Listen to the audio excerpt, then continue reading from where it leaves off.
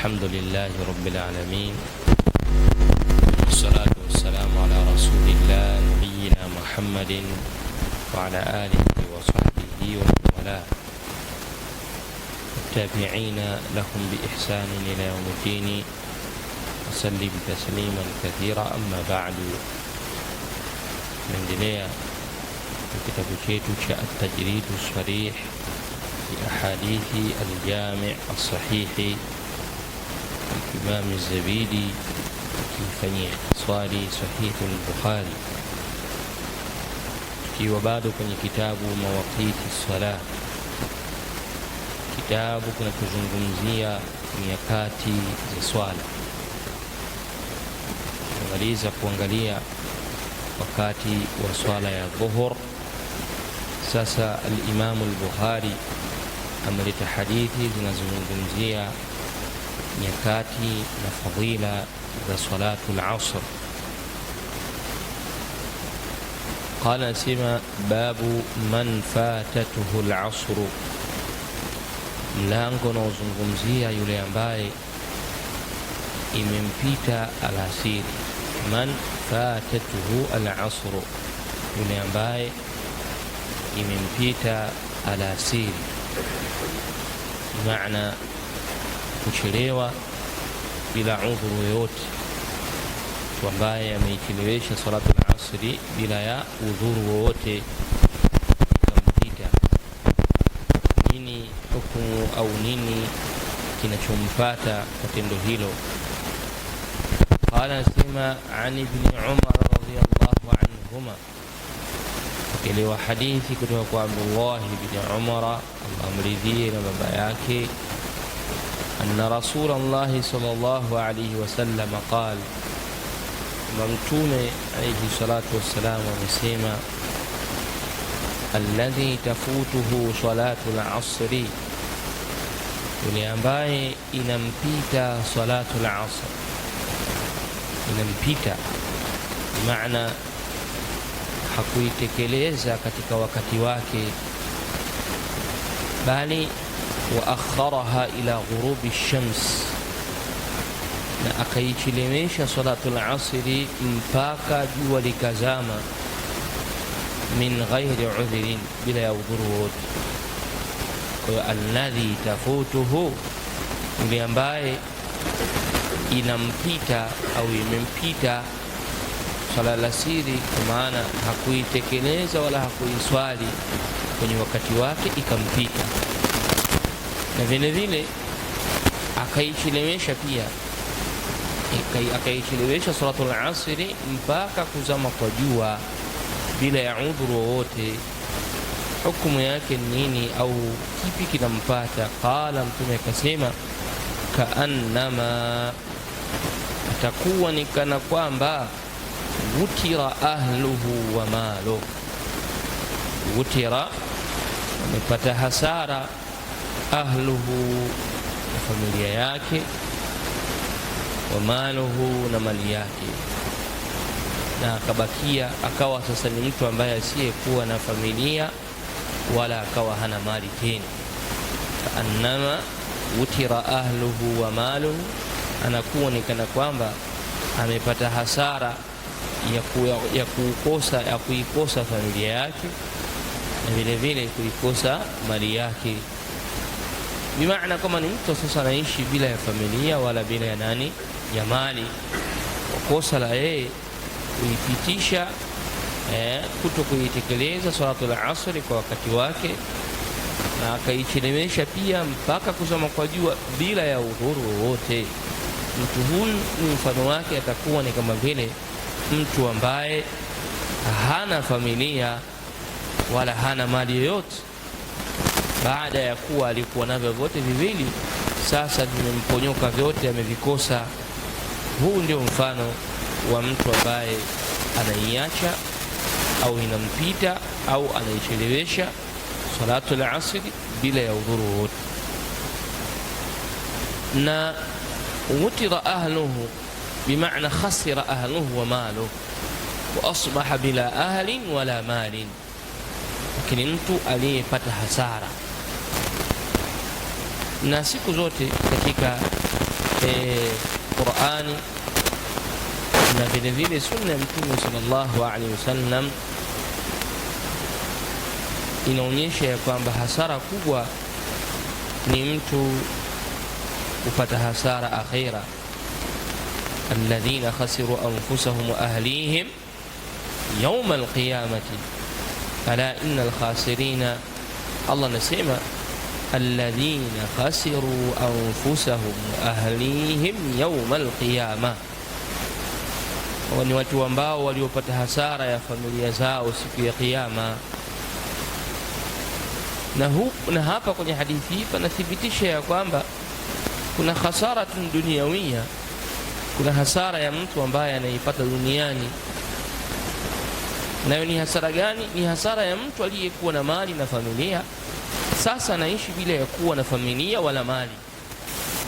Maisha aliyoyazoea sasa ni tofauti, kwa sababu hana tena mali wala hana tena watoto wala mke wala nani. Kwa hii ni hasara ambayo mtu ataipata, na kosa lake kubwa tu ni kwamba ameiacha au ameichelewesha salatul asri bila ya udhuru wowote. Kwa hii ni hasara pia duniani ya mtu anaipata. Babu man taraka al-asra, mlango unaozungumzia yule ambaye ameiacha salatul asri. Adhabu nyingine tena hiyo ya mtu ambaye ameiacha salatul asr, na itakuja huko mbeleni tutakapokuwa tunazungumzia salatu alfajiri kupitia aya ya Allah subhanahu wa ta'ala aliyosema hafidhu ala salawati au hafidhu ala salati wassalati alwusta wa qumu lillahi qanitin. Tutakuja kuzungumza kwenye hiyo aya kama ihifadhini sala ya kati na kati, kuja kuizungumza tutakapohusiana na salatu al-maghrib, salatu al-fajr, sababu sala ile inafungamana na salatu al-asr. Hadithi hii inasema man taraka al-asra, yule aliacha salatu al-asr. An Buraida radhiyallahu anhu annahu qala, kupokelewa kutoka kwa Buraida kwamba yeye amesema fi yawmin dhi ghaimin, anasema akiwazungumzia fi yawmin anaizungumzia siku dhi ghaimin, yenye mawingu. Anaizungumzia siku ambayo ilikuwa ina mawingu, na haya maneno ni kinaya kwamba liadami dhuhuri shamsi ala hayatiha. Haya maneno yanamaanisha ya kwamba jua halijachomoza au halijadhihirika kwenye ile hali yake ya kila siku iliyokuwa nayo. Kwa hiyo leo mawingu yametanda, jua halijadhihirika wala halijaonekana. Kwa hiyo Buraida anaizungumzia hiyo siku ambayo jua halikudhihiri kwenye hali yake ya kawaida, na badala yake pamekuwa na mawingu yametanda. Qala, anasema siku hiyo sasa bakaru bi salati al-asri, Mtume alisema bakiru, Buraida anasema bakiru bi salati al-asr, harakisheni liswali salatu al-asr kwenye wakati wake ule wa mwanzo. Bakiru bi salati al-asr, harakisheni kuitekeleza salatu al-asr kwa wakati ule wa mwanzo. Fa inna an-nabiyya sallallahu alayhi wasallam qala, kwa sababu Mtume kasema man taraka salata al-asri, yeyote atakayeacha swala ya alasiri, hakuitekeleza kwa wakati wake, akaichelewesha mpaka jua likazama bila ya udhuru wote, faqad habita amaluhu, yameporomoka matendo yake. Kwa maana na yeye pia amali yake amepata hasara, na amali yake imepata hasara, maana yake amepata hasara kwenye matendo aliyoyatenda. Faqad habita amaluhu, amepata hasara, yameporomoka chini yote matendo yake, hakika yakosa tena matendo yake na amali zake za kheri zote zimeingia katika hasara. Kuna hadithi hii inathibitisha jambo la kuitilia umuhimu salatu al-asri, lakini pia inatahadharisha hadithi hii kunako kuiacha salatu al-asri.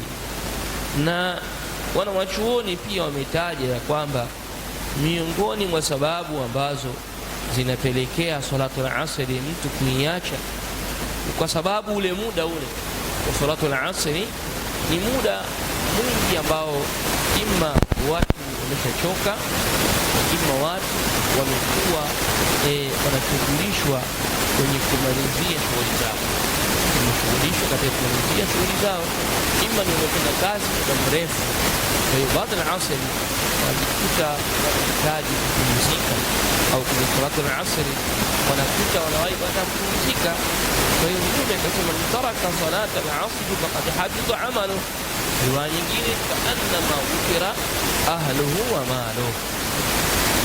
عن جرير رضي الله عنه، عن جرير بن عبد الله البجلي رضي الله عنه، جرير بن عبد الله البجلي يوسف هذه الأمة، يوسف وأمه صحبه جرير بن عبد الله البجلي.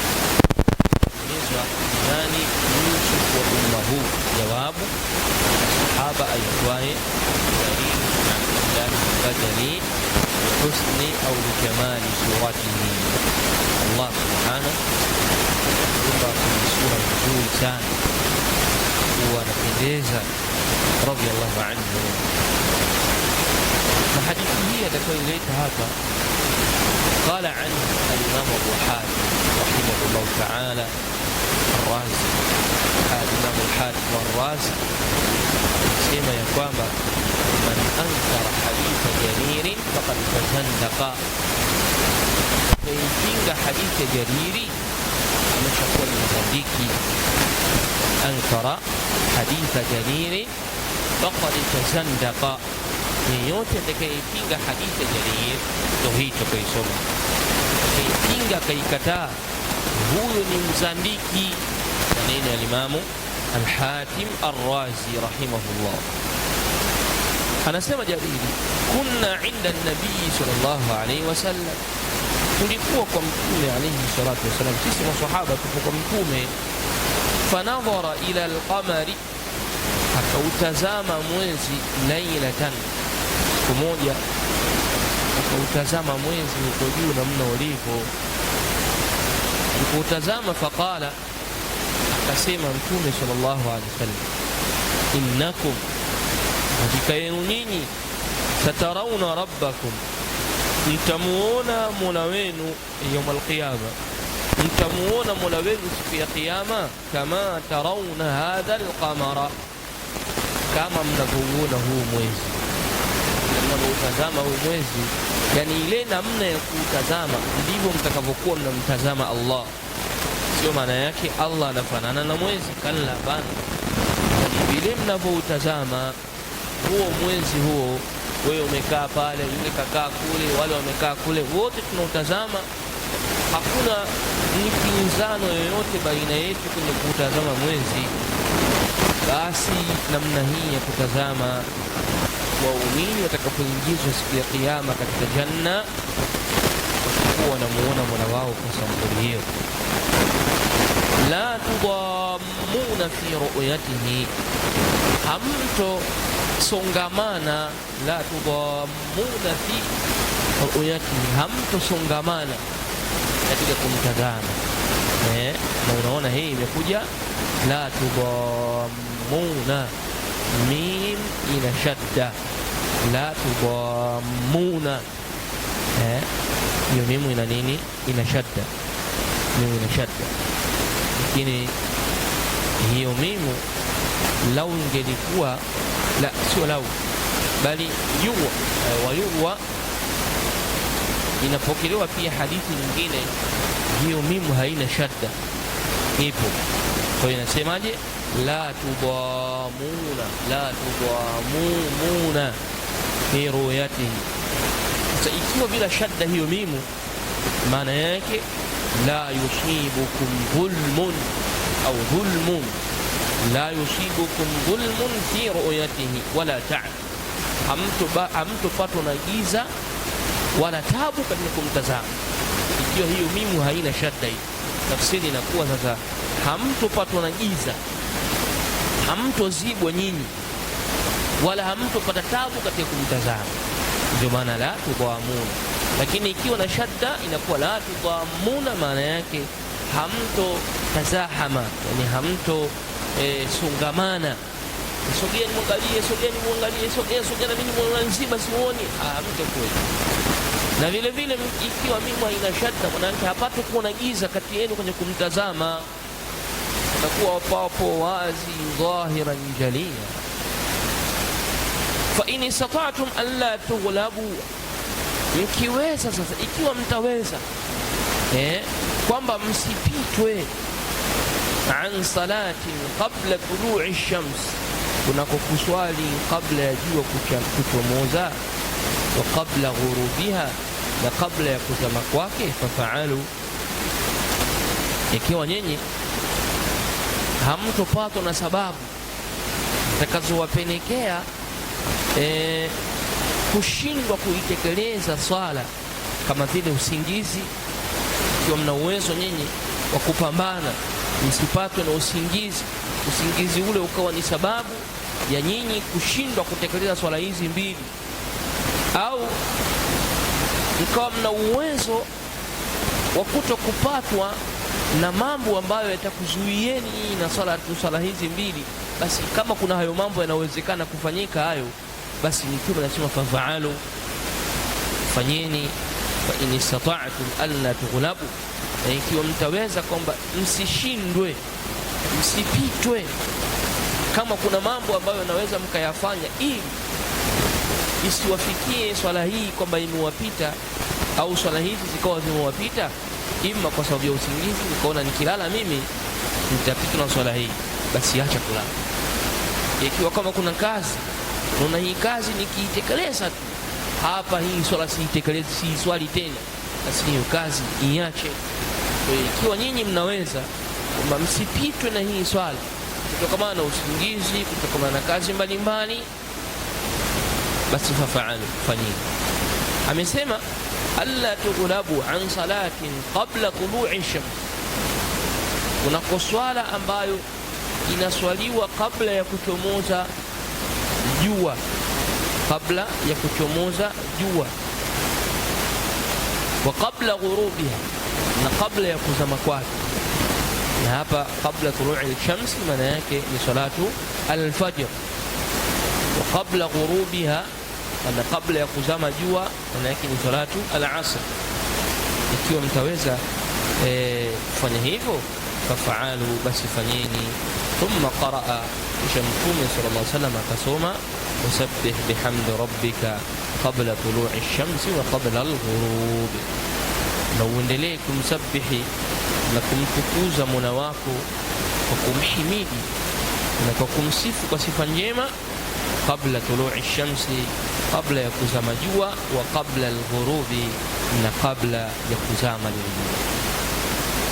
Hadithi hii ni hadithi ambayo al-Bukhari inathibitisha ya kwamba watu watamuona Allah subhanahu wa ta'ala siku ya kiyama, almu'minun watakuwa wameingizwa katika jannat, na hatakuwa na ladha, hapatakuwa na ladha iliyokuwa nzuri ya watu wa peponi kuliko ladha ya kumuona Mola wao subhanahu wa ta'ala. Kwa wataingizwa na watamuona Mola wao kama yarauna al-qamara, kama wanavyoona mwezi. Kwa hiyo usiseme kwamba ule mwezi unafanana na Allah, kalla, sio.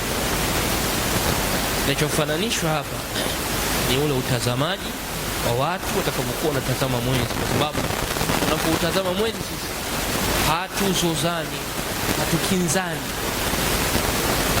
wala hakuna msongamano baina yetu na kutazama mwezi. Tunautazama tukiwa mustarihin, starehe kabisa ya watu.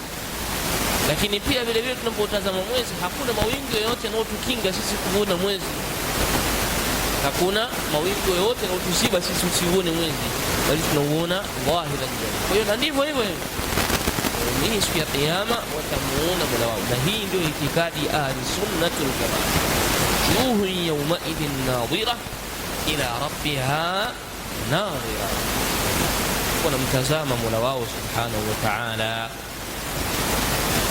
Pia katika suratu Al-Mutaffifin Allah subhanahu wa ta'ala alipothibitisha ya kwamba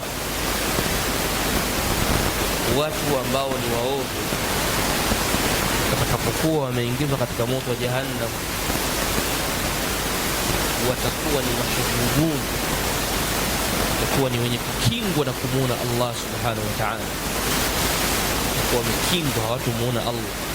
Al-Imam Ash-Shafi'i rahimahullah ni istimbatu kwa aya hii akasema, ikiwa waovu watakingwa kumuona Allah subhanahu, maana waumini watamuona Allah.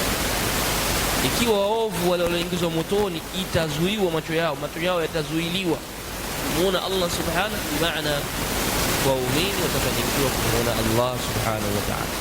Mahallu shahidi kwa hadithi hii ala salati qabla tulu'i shamsi wa qabla ghurubiha, bimaana kama kuna kazi, kuna jambo ukilitenda kwa wakati wa alasiri litakupelekea wewe ile salatu al-asr ikupite, kwa hadithi hii tunaambiwa liache hilo jambo, kwa sababu familia yako unaweza ukawa unaishi bila familia, au ukaambiwa kwa hadithi ya Mtume kwamba matendo yako yote yakaporomoka, habita amaluhu, yakaporomoka matendo yake. Kisha Mtume akasoma aya hii.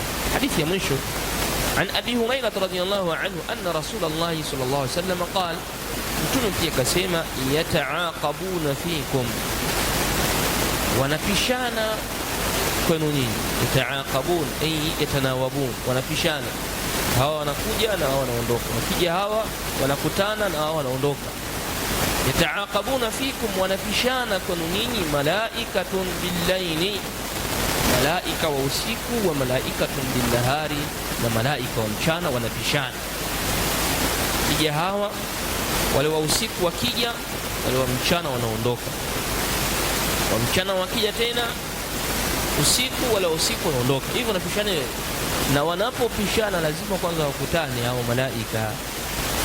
Wajitamiuna fi salati al-fajr, na hujikusanya, wajitamiuna na hukutana kwa pamoja fi salati al-fajr, katika salati al-fajr wa salati al-asr, swala ya alasiri. Malaika kama tunavyofahamu kwamba malaika wapo makundi mbalimbali. Ni wale malaika ambao ni as-sayyahun, watalii ambao kazi yao wanatafuta hilaqu dhikr, ni sehemu ambazo pana dhikri, kumtaja Allah subhanahu, pana utajo, pana ilmu, pana ibada, wao huja pale. Kwa hiyo wakisha kuja pale wanakutana salatul fajr wa salatul asr. Thumma ya'ruju alladhina batu fikum, kisha ya'ruju, watapanda juu, ya'ruju, watapanda juu, watakwenda zao juu. Al-mi'raji, ya'ruju, wanapanda juu, alladhina batu fikum, ambao waliolala usiku au waliokuwa usiku pamoja na nyinyi, waliokuwa usiku na nyinyi.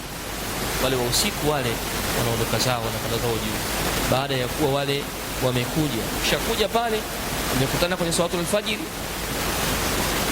wamekutana salatul asr au salatul fajr, wamekutana pale. Kwa wale waliokuwa usiku wote wale wanaondoka zao, wanapanda zao juu. Fayasaluhum, Allah atawauliza wakishafika juu huko. Na hii ni dalili ya wazi kwamba malaika au Allah subhanahu wa ta'ala yuko juu. Fayasaluhum, Allah anawauliza, wa huwa a'lamu bihim, na hali ya kuwa anajua zaidi kwa wao, anafahamu zaidi kwa wao. Allah atawauliza, kaifa taraktum ibadi, mmewaachaje waja wangu? Vipi mmewaachaje waja wangu? Taraktum ibadi, vipi mmewaacha waja wangu? Wayaquluna, malaika wanasema, taraknahum wa hum yusallun, tumewaacha hali ya kuwa wanaswali. Hii suratu subhi, sala ya subuhi. Wa atainahum wa hum yusallun, na tumewaijia, tumewaendea, tumewafikia na hali ya kuwa wao wanaswali salatu al-asri. Na malaika hao kuna kikundi ambacho tahrusu an-nasa laylan, kinawalinda watu usiku. Kana nyinyi wakati wa usiku kufanya amali mbalimbali vile salatu al-fajr wanakuwepo. Kwa Qur'ani kasema inna salata al-fajr kana mashhuda, swala al-fajr imekuwa ni yenye kushuhudiwa na malaika. Kwa wale malaika hukaa na nyinyi usiku, na vile vile wa ukhra tahrusuhum nahara, na kuna kikundi kingine cha malaika kinawalinda watu wakati wa mchana, wa hiya salatu al-asr. Kisha hao malaika hukutana kwenye wakati wa mchana na malaika wa usiku kwenye nyakati mbili. Kisha malaika hao hukutana wakati wa mchana na malaika wa usiku hukutana kwenye nyakati mbili, sala al-fajiri na salatu al-asri. Kwa wanapishana, wakija hawa wanaotakiwa kulinda au kukaa mpaka mchana, wanakuja ile salatu al-fajr kabla jua lijachomoza, wanakutana na wale wenzao wanapanda zao juu, wanakwenda kwa Allah subhanahu wa ta'ala, na wao wanakaa huko. Ukifika wakati wa asri wanashuka chini, na wale waliokuwa muda ule kuanzia mchana kote, kuanzia mchana, na wanatoka pa wanapanda juu. Kala alfajiri tena wanateremka, wanawakuta wale waliokaa kuanzia alasiri mpaka alfajiri, wanachomoka tena, wanapanda wakutao juu. Hivyo yataaqabuna fikum malaikatun bil-layli wa malaikatun bin-nahar. Hadithi hii pia kama nilivyosema, hadithi hii inathibitisha kwanza uluwullahi, huwa Allah subhanahu wa ta'ala, kwamba Allah yuko juu, yeye kama yeye subhanahu wa ta'ala.